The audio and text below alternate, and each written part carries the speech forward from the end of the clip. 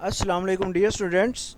Our continued topic was climate change over the earth's surface.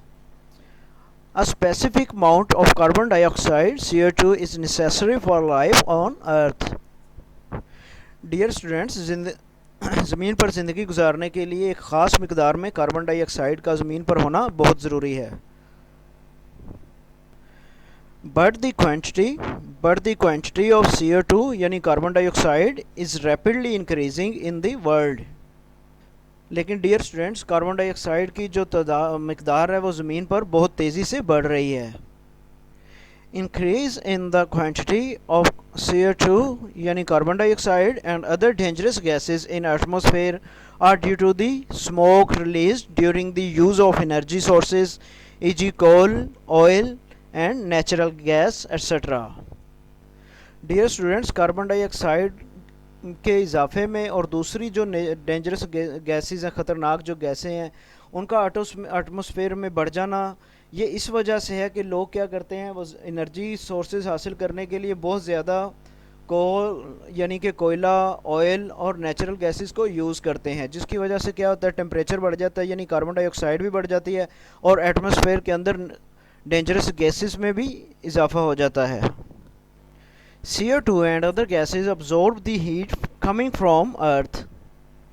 Dear students, carbon dioxide और दूसरी जो गैसें होती हैं वो ज़मीन से आने वाली हीट को अपने अंदर जज्ब कर लेते हैं, अब्जॉर्ब कर लेती हैं. It increases the temperature of atmosphere which is harmful for life on earth. प्यारे बच्चों, जिसकी वजह से क्या होता है कि ज़मीन का दर्जा हरारत जो है वो बढ़ जाता है, जो कि इंसानी ज़िंदगी के लिए ख़तरनाक चीज़ है. In this way, the climate of the world is affected and it is changing. जिसकी वजह से ज़मीन का क्लाइमेट यानी ज़मीन की जो आबो हवा है वो मुतासिर हो रही है और ये चेंज हो रही है, मुसलसल तब्दील हो रही है.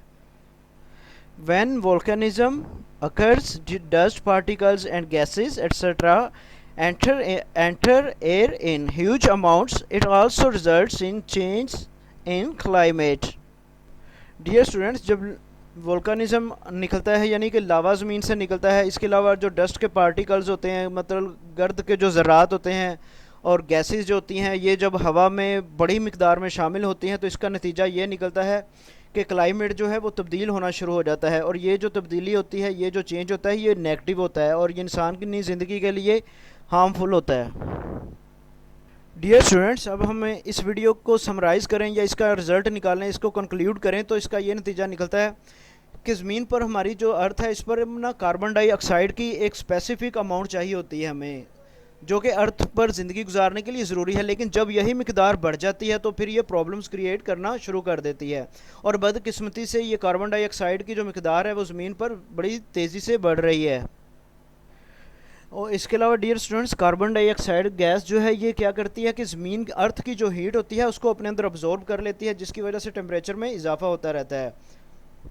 और इसके अलावा जब वोल्केनिज़म्स निकलते हैं पहाड़ों से, यानी लावा पिघलता है, ठीक है, वो जब पहाड़ों के ऊपर आता है, इसके अलावा डस्ट पार्टिकल्स हैं, गैसेस हैं, मतलब डेंजरस गैसेस जो हैं, ये सारा कुछ जब एटमॉस्फेयर में इंक्लूड होता है तो क्या होता है कि हमारा जो क्लाइमेट है वो नेगेटिवली चेंज होना शुरू हो जाता है और इसके हमारे माहौल पर बुरे असरात पड़ते हैं.